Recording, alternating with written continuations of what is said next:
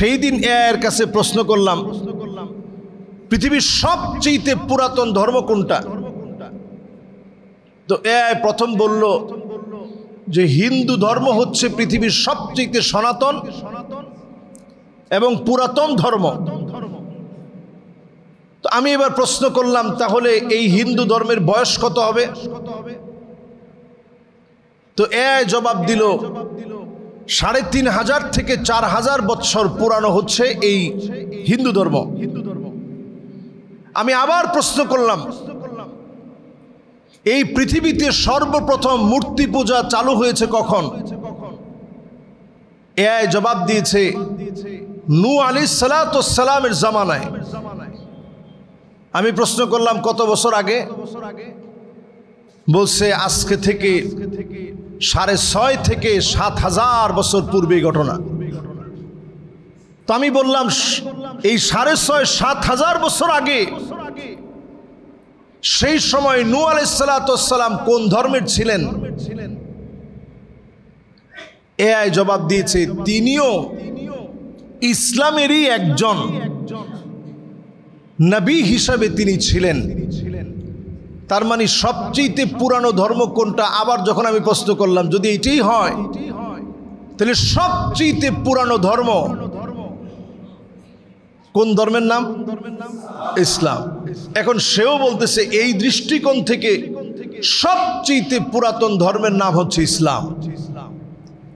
এই জন্য যখন আপনি তথ্যগুলা নিবেন, এই তথ্য নেওয়ার ক্ষেত্রে সজাগ হতে হবে।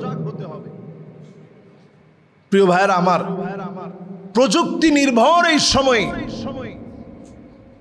গুনাহের প্রতি মানুষ আসক্ত হওয়া খুব সহজ। আজকে থেকে ২০-৩০ বছর আগে গুনাহ করা যতটা সহজ না ছিল, এখন গুনাহ করা তার চাইতে অনেক অনেক অনেক গুণ সহজ। ইচ্ছে করলে সব গুনাহ আপনি করতে পারবেন।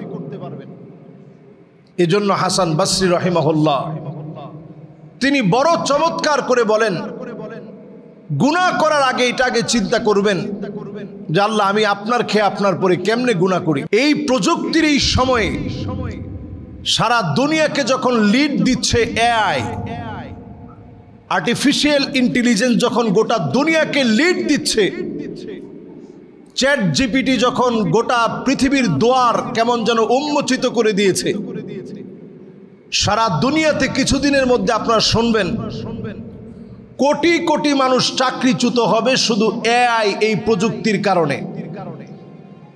এখন আর কোনো কিছুর জন্য কারো কাছে যাওয়া লাগে না, ঘরে বসেই এআই এই প্রযুক্তির মধ্য দিয়ে, আর্টিফিশিয়াল ইন্টেলিজেন্সের মধ্য দিয়ে যে কোনো বিষয় মুহূর্তের ভিতরে সমাধানযোগ্য।